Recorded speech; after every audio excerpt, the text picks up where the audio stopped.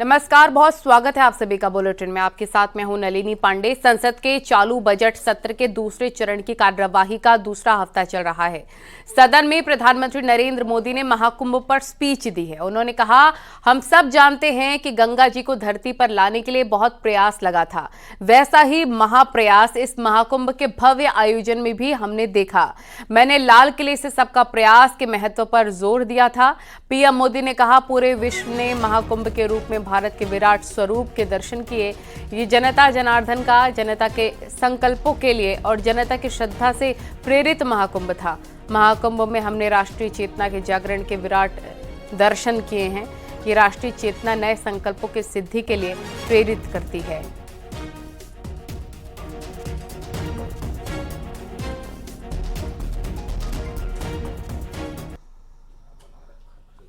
महाकुंभ में हमने हमारी राष्ट्रीय चेतना के जागरण के विराट दर्शन किए हैं।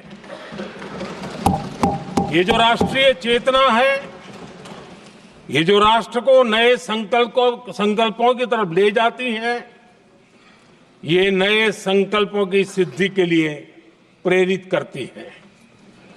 महाकुंभ ने उन शंकाओं आशंकाओं को भी उचित जवाब दिया है जो हमारे सामर्थ्य को लेकर कुछ लोगों के मन में रहती है। अध्यक्ष जी, पिछले वर्ष अयोध्या के राम मंदिर प्राण प्रतिष्ठा समारोह में हम सभी ने ये महसूस किया था कि कैसे देश अगले 1000 वर्षों के लिए तैयार हो रहा है। इसके ठीक 1 साल बाद महाकुंभ के इस आयोजन ने हम सभी के इस विचार को और दृढ़ किया है।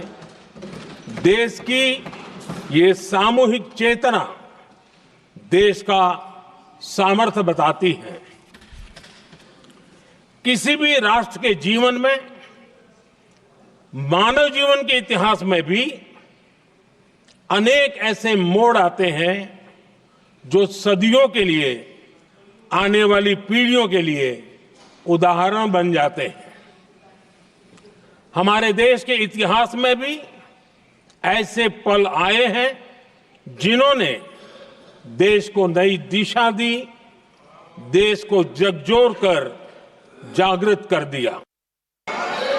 महाकुंभ की सफलता में अनेक लोगों का योगदान है। मैं सरकार के, समाज के सभी कर्मयोगियों का अभिनंदन करता हूं। मैं देश भर के श्रद्धालुओं को, यूपी की जनता, विशेष तौर पर प्रयागराज की जनता का धन्यवाद करता हूं। अध्यक्ष जी, हम सब जानते हैं गंगा जी को धरती पर लाने के लिए एक भगीरथ प्रयास लगा था। वैसा ही महाप्रयास इस महाकुंभ के भव्य आयोजन में भी हमने देखा है। मैंने लाल किले से सबका प्रयास के महत्व पर जोर दिया था। पूरे विश्व ने महाकुंभ के रूप में भारत के विराट स्वरूप के दर्शन किए। सबका प्रयास का यही साक्षात स्वरूप है। ये जनता जनार्दन के संकल्पों के लिए, जनता जनार्दन की श्रद्धा से प्रेरित महाकुंभ था। और पीएम मोदी के महाकुंभ पर दिए भाषण पर राहुल गांधी ने पलटवार किया। राहुल गांधी ने कहा कि पीएम मोदी ने महाकुंभ पर जो कहा वो ठीक है, महाकुंभ हमारी संस्कृति रही है, लेकिन मरने वालों को श्रद्धांजलि नहीं दी गई, विपक्ष को बोलने नहीं दिया गया, युवाओं को रोजगार चाहिए। दो तीन चीजें थी जो प्रधानमंत्री ने बोला मैं उसको सपोर्ट करना चाह रहा था। कुंभ हमारी एक प्रकार से हमारा ट्रेडिशन है, हिस्ट्री है, कल्चर है। एक कंप्लेंट थी, एक शिकायत थी, श्रद्धांजलि नहीं दी प्रधानमंत्री ने। जो लोग जिनकी मृत्यु हुई थी उनको श्रद्धांजलि नहीं दी। और दूसरी बात मैं ये कहना चाहता था कि देखिए कुंभ की जगह है, मगर जो युवा कुंभ में गए उनको प्रधानमंत्री से एक और चीज चाहिए, उनको रोजगार चाहिए, और प्रधानमंत्री को रोजगार के बारे में भी बोलना चाहिए। Thank you. आपको बोलने नहीं दिया गया सर? आपको बोलने नहीं दिया गया? नहीं, देखिए बोलने तो नहीं देते हैं। डेमोक्रेटिक जो स्ट्रक्चर है, जो एलओपी को तो मतलब परमिशन देनी चाहिए, मगर नहीं देते हैं। बट ये न्यू इंडिया है। और कांग्रेस नेता प्रियंका गांधी वाड्रा ने लोकसभा में महाकुंभ पर पीएम मोदी के बयान पर कहा कि वो महाकुंभ पर सकारात्मक बोल रहे थे, विपक्ष को भी अपनी बात रखने का मौका दिया जाना चाहिए था। सकारात्मक बात ही कर रहे थे कुंभ के विषय में, तो उनको कहने देना चाहिए। विपक्ष की भी भावनाएं हैं इसके प्रति, और उनको प्रकट करने में कोई उनको आपत्ति नहीं होनी चाहिए थी। तो मेरे ख्याल से उनको 2 मिनट के लिए बोलने देना चाहिए था। और लोकसभा में प्रधानमंत्री मोदी के महाकुंभ पर दिए बयान पर केंद्रीय मंत्री एसपी सिंह बघेल ने कहा कि ये दुनिया के इतिहास का सबसे बड़ा धार्मिक आयोजन था। पीएम मोदी ने इसकी सफलता के लिए सभी के प्रयासों के लिए आभार व्यक्त किया है। विश्व का एक सबसे बड़ा आज तक के इतिहास का एक धार्मिक आयोजन था, जिस पर प्रधानमंत्री जी ने उसकी सफलता के लिए सबका जो प्रयास हुआ है उसके प्रति कृतज्ञता ज्ञापित की और भारत की सभ्यता, संस्कृति, धर्म, आध्यात्म, साहित्यिक, सांस्कृतिक, आध्यात्मिक, धार्मिक धरोहर कितनी मजबूत है, देश की एकता, अखंडता का प्रतीक भी, भाईचारे का प्रतीक भी कुंभ का आयोजन रहा है। और पीएम मोदी के बयान पर एसपी सांसद अवधेश प्रसाद का कहना है कि महाकुंभ में कितने लोग मारे गए, कितने गायब हुए, पीएम मोदी ने इस बात का जिक्र तक नहीं किया। कारों के रहते और चलते हमारे कहीं पर चिड़िया भी नहीं दबी और बहुत अच्छे ढंग से शानदार तरीके से महाकुंभ का आयोजन हुआ। लेकिन अफसोस के साथ है कि इस बार जो महाकुंभ हुआ है उसमें चर्चाएं ज्यादा की गई, भगदड़ मची, जान है, बद इंतजामी हुई, जिसका कारण हुआ असंख्य लोगों की जाने गई। अच्छा होता कि माननीय प्रधानमंत्री जी आज जब बोल रहे थे सदन में, तो देश के सामने उनको बताना चाहिए था कि कितने लोग महाकुंभ में गायब हुए हैं, कितने लोग फंसे हैं, कितने लोगों की जाने गई है। उधर समाजवादी पार्टी के सांसद धर्मेंद्र यादव ने कहा कि पीएम सदन में आए, बोले और चले गए, लेकिन विपक्ष को नहीं बोलने दिया गया। हम लोगों ने प्रधानमंत्री जी के वक्तव्य को बहुत गंभीरता से, धैर्यपूर्वक, शांतिपूर्वक सुना है, वो आप सबने देखा होगा। और प्रधानमंत्री जी का वक्तव्य जब खत्म हुआ तो हम लोगों ने इस बात की जरूर मांग की कि कम से कम घायलों की सूची, कम से कम लापता लोगों की सूची, कम से कम मृतक लोगों की सूची तो प्रधानमंत्री जी देते। लेकिन प्रधानमंत्री जी ने केवल अपना वक्तव्य देके सदन से वो चले गए। इस बात को लेकर हम समाजवादियों ने सदन से भी बॉयकॉट किया है और आज हम आपके माध्यम से भी मांग करते हैं। सदन में भी मांग रखी थी, पहले भी मांग की थी जिस समय कुंभ चल रहा था, कि कुंभ पर सदन में एक व्यापक चर्चा होनी चाहिए। लोकसभा में महाकुंभ को लेकर दिए गए पीएम मोदी के बयान पर कांग्रेस सांसद इमरान मसूद का भी रिएक्शन आया है। इमरान मसूद ने कहा है कि अगर उन्होंने जिन लोगों की मृत्यु हुई है उन्हें श्रद्धांजलि देने के लिए कुछ शब्द कहे होते तो उनके परिवारों को भी शांति मिलती। श्रद्धांजलि के बोले होते तो उन लोगों की आत्मा को भी शांति मिलती और उनके परिवारजनों को भी सुकून मिलता जिन लोगों ने अपने लोगों को खोया है। बहुत लोगों की मौत हुई है, उसके ऊपर भी बोलना चाहिए था। और लीडर ऑपोजिशन बोलना चाह रहे थे, अब बोलने ही नहीं दे रहे हैं। लीडर ऑपोजिशन को ना बोलने का समझ में नहीं आता कि लीडर ऑपोजिशन को क्यों नहीं बोलने देना चाहते। बीजेपी सांसद रवि किशन ने लोकसभा में प्रधानमंत्री मोदी के महाकुंभ पर दिए गए वक्तव्य पर कहा, प्रधानमंत्री मोदी सदन में 100 करोड़ सनातनियों, दुनिया भर से आए सभी हिंदुओं का धन्यवाद करने आए थे। हमें नहीं पता कि विपक्ष इसमें क्या अवसर तलाश रहा था। ये सकारात्मकता में नकारात्मकता तलाशते हैं। धन्यवाद देने आए थे। वो पूरे 100 करोड़ सनातनियों का, पूरे विश्व से भी जो जितने हिंदू आए थे या हर धर्म के लोग ने स्नान किया था, धन्यवाद देने के लिए उन्होंने पार्लियामेंट में वो आए थे। बस उनका वही उद्देश्य था। विपक्ष उसमें अपना कुछ मौका ढूंढ रहा है, वो हमको नहीं मालूम। तो यही बात है कि ये लोग क्या ढूंढते हैं। बात पॉजिटिविटी में, ये लोग नेगेटिविटी ढूंढते हैं। प्रधानमंत्री का उद्देश्य, थॉट बहुत पॉजिटिव था, धन्यवाद ज्ञापन था। जितने लोग भी कुंभ से जुड़े थे, हमारी राज्य सरकार से लेके जितने भी लोग उसमें उस मुहिम को, महाकुंभ को अद्भुत बनाए, उसके लिए। और कैबिनेट मंत्री नंदगोपाल गुप्ता नंदी का एक वीडियो सोशल मीडिया पर वायरल हो रहा है, जिसमें मंत्री नंदी फुटपाथ पर बैठकर जलेबी छानते दिखाई दे रहे हैं। 1 मिनट 10 सेकंड के इस वीडियो में कैबिनेट मंत्री नंदी पहले जलेबी छानते हैं, इसके बाद जलेबी को सीरे के कढ़ाई में डालकर उसे मीठा करते हुए दिखाई दे रहे हैं। जानकारी के मुताबिक ये वीडियो प्रयागराज शहर के कीडगंज इलाके का है, जहां सोमवार की शाम को होली मिलन का कार्यक्रम था। पार्टी कार्यकर्ताओं ने वहां खाने पीने का भी कार्यक्रम आयोजित किया था। नाश्ता सड़क किनारे तैयार किया जा रहा था। मंत्री नंदी ने यहां कार्यकर्ताओं के बीच होली गीतों पर पहले ठुमके लगाए, अबीर गुलाल लगाकर उन्हें होली की शुभकामनाएं दी। इसके बाद वो खुद ही जलेबी छानते नजर आए हैं।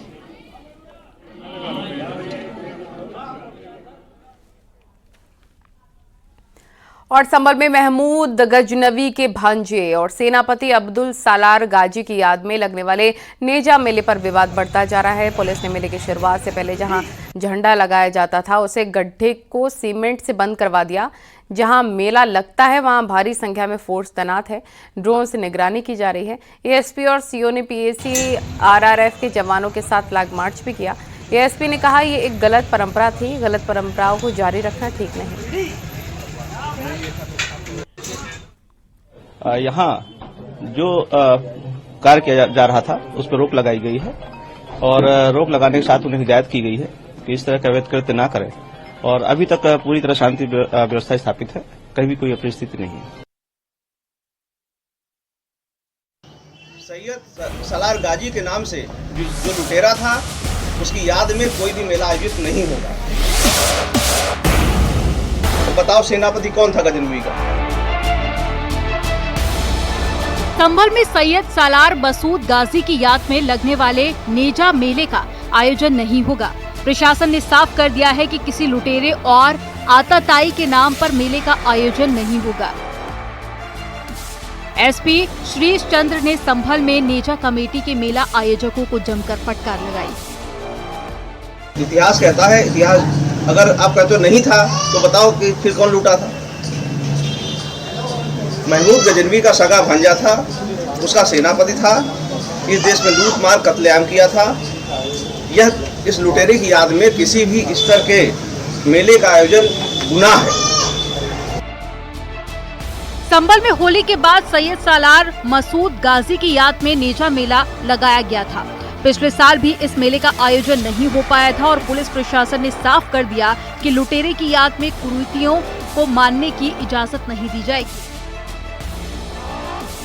नेजा मेला मुख्यतः सैयद सालार मसूद गाजी की याद में मनाया जाता था, जो कि एक लुटेरा था। सोमनाथ मंदिर सहित अनेक मंदिरों को लूटा था, हत्याएं की थी और महमूद गजनवी का सगा भांजा और उसका सेनापति था। और एक लुटेरे और हत्यारे की याद में इस तरह का मेला आयोजन किया जाना देशद्रोह है और किसी भी तरह से इस आयोजन को नहीं किया जाना चाहिए, यह उनको बताया गया है। और कुरीत के रूप में अगर यह मनाया जाता रहा है तो वह ऐतिहासिक तथ्यों को समझें। नेजा कमेटी का कहना है कि अब वो मजिस्ट्रेट के पास जाएंगे और वहां से मदद नहीं मिली तो कोर्ट का दरवाजा खटखटाएंगे। अब हमारा ये रूप रहेगा, जो भी हो हम मजिस्ट्रेट के पास जाएंगे, हमारे सुनेंगे ना सुनेंगे तो हम कोर्ट में जाएंगे। हमारा मेला जो है, इसे हम ये कोशिश करेंगे कि हमारा मेला जो है बंद नहीं हो। हमें आदेश हुआ है एसपी साहब का कि आप ऐसा नहीं मनाएंगे, ढाल नहीं लगाएंगे। अब आदेश हो गया है। तो आप क्या करेंगे? आप नहीं मनाएंगे? हम कोशिश करेंगे, मजिस्ट्रेट के पास जाएंगे, फिर जहाँ जहाँ संभव जगह है वहाँ पहुँचेंगे हम। मतलब कोशिश आप करेंगे कि बिल्कुल करेंगे, मनाने की कोशिश करेंगे कि हमें इजाज़त मिल जाए। सैयद सालार मसूद गाजी कौन था? महमूद गजनवी की गिनती दुनिया के सबसे क्रूर शासकों में होती है। सैयद सालार मसूद गाजी इसी गजनवी का भांजा था और उसकी सेना का सेनापति था। 1001 ईस्वी में दोनों ने भारत की तरफ रुख किया था और इसके बाद एक एक कर भारत के हिंदू आस्था पर हमला किया। पुलिस प्रशासन की तरफ से तय कर दिया गया है कि आक्रमणकारी महमूद गजनवी के सेनापति सालार मसूद गाजी के याद में लगने वाला नेजा मेला इस बार नहीं लगेगा। वहीं संभल की जामा मस्जिद में रंगाई पुताई का काम तेजी के साथ में किया जा रहा है। इलाहाबाद हाई कोर्ट के रंगाई पुताई और लाइटनिंग के लिए 7 दिनों का समय दिया गया था। इसमें सिर्फ 2 दिन बचे हैं। ईद को देखते हुए इलाहाबाद हाई कोर्ट ने मस्जिद में रंगाई और पुताई की इजाजत दी है। न्यूज़ 18 के लिए ब्यूरो रिपोर्ट। और कांग्रेस सांसद इमरान मसूद ने संभल में नेजा मेले रोके जाने को गलत बताया है और उन्होंने आरोप लगाया कि अधिकारी समाज में नफरत बोने का काम कर रहे हैं। जगदम्बिका पाल की चुनौती पर उन्होंने कहा कि अगर वक्फ बिल में कोई अच्छाई है तो वही बता दें। उन्होंने आरोप लगाया कि इस बिल के जरिए वक्फ की संपत्ति खुर्द-बुर्द करने की साजिश है। हमारे साथ हैं कांग्रेस सांसद इमरान मसूद। मसूद साहब, संभल में नेजा मेला लगता था, वहाँ के पुलिस अधिकारी हैं शीशचंद, उनका बयान आया कि लुटेरे और कत्ले आम करने वाले के नाम पर मेले का आयोजन नहीं होगा। इस पर आपका क्या कहना है? देखिए, ये संवैधानिक पदों पर बैठे हुए या सरकारी कर्मचारियों को, अधिकारियों को बहुत सारी चीज़ों को सोच समझ करके बोलना चाहिए। समाज के अंदर नफरत मत बोइए, समाज मोहब्बत से चलेगा। समाज के अंदर नफरत बोने का काम करेंगे तो निश्चित रूप से आने वाली पीढ़ियों को इसका बहुत नुकसान उठाना पड़ेगा। सुभाषपा ने मांग की है कि वहाँ पर जो सुहेल देव महाराजा हैं उनके नाम पर मेला लगाया जाए। देखिए, ये इनकी अपने एजेंडे हैं। जो महान पुरुष हैं, महान लोग हैं, उनके नाम पर अगर मेलों का आयोजन हो, उसके अंदर किसी को भी आपत्ति नहीं होनी चाहिए। महाराष्ट्र में जिस तरीके से औरंगजेब को लेकर मामला चल रहा था, अब वो हिंसा में तब्दील हो गया है। आप क्या इस पे आपका क्या कहना है? क्योंकि अबू आजमी ने अचानक औरंगजेब की तारीफ की है, ऐसा उन्होंने क्यों किया? देखिए, ये सब चीज़ें बहुत दुखद हैं। इतिहास के पन्नों को उखाड़ करके, इतिहास के अंदर गड़े मुर्दों को उखाड़ करके आप देश के अंदर अगर नफरत बोने का काम करेंगे तो देश के हित में नहीं है। ये किसी सूरत में देश के हित में नहीं है और समाज के अंदर सभी लोगों को सुरक्षित महसूस करना चाहिए। अगर कोई वर्ग या असुरक्षा की भावना समाज के अंदर आ रही है तो सरकार की जिम्मेदारी है कि इसको सुनिश्चित करे कि समाज के सभी वर्ग सुरक्षित महसूस करें। क्या आपको ये नहीं लग रहा है कि अबू आजमी ने ये बीजेपी के लिए बैटिंग की, क्योंकि औरंगजेब का अचानक मुद्दा उछलने का कारण क्या रहा? देखिए, मैं ये नहीं कह सकता कि कौन किसके लिए बैटिंग कर रहा है, कौन किसके लिए नहीं कर रहा है। मैं तो समाज में मोहब्बत की बात कर रहा हूँ कि समाज के अंदर नफरत नहीं होनी चाहिए। अंतिम सवाल है, संभल में जो जामा मस्जिद है जिसकी रंगाई पुताई चल रही है, अब वहाँ पे भगवा रंग से पुताई करने के लेकर भी मांग चल रही है। अब ये बेकार की बातें, इन बातों से कोई हासिल होने वाला नहीं है। इन बातों से अब रंगों के अंदर भी आप हिंदू और मुसलमान ढूंढने लग गए, ये कौन सी बात हो गई? अंतिम सवाल है कि वक्फ लेकर आप लोगों ने कल विरोध किया है, इस पर जेपीसी कमेटी के चेयरमैन का कहना है कि आप लोग मुस्लिमों को गुमराह कर रहे हैं और चुनौती दी है कि उस बिल में जो बिल बन रहा है उसमें कोई खराबी हो तो उस बात को सामने लाएं। उसमें कोई अच्छाई हो वो साबित कर दें। आपने सारे कब्जादारों को मालिक बनाने का रास्ता खोल दिया है। आपने सारी प्रॉपर्टीज को खुर्द-बुर्द करने का रास्ता खोल दिया है। तो यही कर रहे हैं, जो खुर्द-बुर्द करने वाले वही विरोध कर रहे हैं। कौन विरोध कर रहा है? हम खुर्द-बुर्द करने वाले हैं। आप सारी प्रॉपर्टी को खुर्द-बुर्द करना चाहते हो। आप सारी प्रॉपर्टी को, जो वक्त की कीमती प्रॉपर्टी, उनके ऊपर नजर है। और वक्फ संशोधन बिल पर जेपीएस कमेटी के चेयरमैन बीजेपी सांसद जगदम्बिका पाल ने न्यूज़ 18 से बात की। बिल का विरोध कर रहे विपक्ष पर उन्होंने मुसलमानों को गुमराह करने का आरोप लगाया। शख्स ने धमकी दी है कि वक्फ बिल जो है पास होता है तो इसका अंजाम भुगतना होगा। जो इसके कमेटी के चेयरमैन हैं और जिन पार्टियों के नेता इसका समर्थन कर रहे हैं, क्या कहेंगे इस पे आप? देखिए, अब किसी धमकी से तो न कोई कानून रुकने वाला है और न कोई, हम अपने जो दायित्व का, मुझे एक जिम्मेदारी पार्लियामेंट के स्पीकर साहब ने दी थी कि जॉइंट पार्लियामेंट्री कमेटी ऑन वक्फ पे एक अच्छा कानून, बेहतर कानून जो गरीब पसमानदा के फ़ायदेमंद हो, उसकी जिम्मेदारी दी थी और वो रिपोर्ट हमने बना के दी है। अब जिस तरह से ये धमकियां दी जा रही हैं या जिस तरह से और लोग भी इस कानून को रोकने का काम कर रहे हैं, तो लोकतांत्रिक प्रक्रिया में किसी धमकी से या इससे कोई कानून तो रुकता नहीं, क्योंकि कानून बनाने का अधिकार पार्लियामेंट को है और मुझे लगता है कि वो अधिकार चुने हुए जनप्रतिनिधियों का है, सरकार लाती है। क्या लगता है इस मामले पे आप कोई शिकायत करेंगे पुलिस से या कोई एक्शन के बारे में अभी विचार? अब इस पे मुझे लगता है कि इस तरह की धमकी देने वालों के लिए खुद ही जो प्रशासन है वो संज्ञान लेगा और जो भी कार्रवाई होगी अपना सुनिश्चित करेंगे। वक्फ संशोधन बिल रिपोर्ट अभी सदन में पेश नहीं हुई, उसके बावजूद मुस्लिम पर्सनल लॉ बोर्ड ने धरना दिया। इसमें कांग्रेस, समाजवादी पार्टी के तमाम नेता पहुंचे और इस पे ऐतराज भी बिल पे जताया। आखिर क्यों, जब अभी कानून भी नहीं पास हुआ और वो लोग भी गए जो इस ज्वाइंट पार्लियामेंट्री कमेटी के हिस्सा थे, तो अभी अमेंडेड एक्ट पार्लियामेंट में आया नहीं, उस पर बहस करने का अवसर है, उसमें विरोध करने का अवसर है और ये कहना, गुमराह करना है देश को कि साहब ये इस कानून से हमारी मस्जिद चली जाएगी, मुसलमानों के अधिकार, ये तो केवल देश में एक भ्रम फैला करके और केवल चाहे सियासत, राजनीति करना या लोगों में नफरत पैदा करना और जिस तरीके से है, तो ये निश्चित तौर से मुझे लगता है लोकतंत्र में ये कहीं न कहीं इस तरह की प्रक्रिया से एक गंभीर परिस्थितियाँ उत्पन्न हो रही हैं। इस मसले पर जब सपा नेताओं से बात की, उनका सांसदों का कहना था कि सरकार कमेटी बनाती है, सुझाव लेती है, लेकिन विपक्ष के जो सदस्य हैं उनके सुझाव को शामिल नहीं करती है। आखिर किस बात पे विरोध कर रहे हैं? कल जंतर मंतर में धरना भी हो गया। मैं जानना चाहता हूं कि जो बातें वो कह रहे हैं वो अमेंडमेंट के किस क्लाज में है, क्लाज बाय क्लाज में वो रहे हैं। केवल देश के अल्पसंख्यकों को, मुसलमानों को गुमराह किया जा रहा है।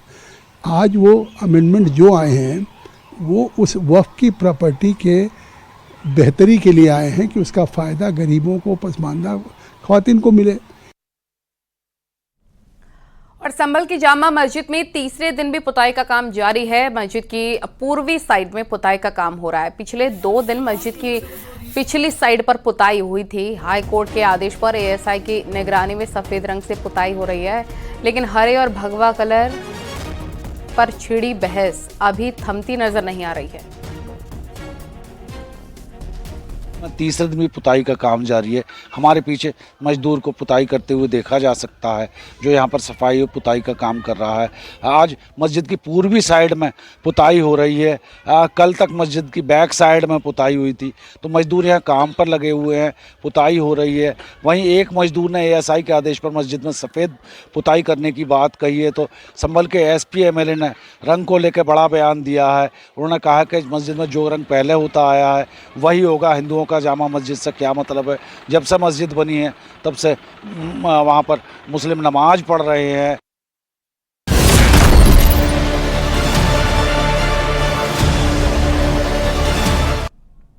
और संभल में नगरपालिका की करोड़ों की 6.5 बीघा जमीन पर अवैध कब्जा करके बनाए गए मस्जिद और 33 मकानों पर बुलडोजर चलेगा। डीएम ने मौके का जायजा लेकर ध्वस्तीकरण का भरोसा दिया और चेयरमैन के इरादों पर पानी फेर दिया। चेयरमैन कब्जा करने वालों को ही जमीन बेचने की कोशिश में थे।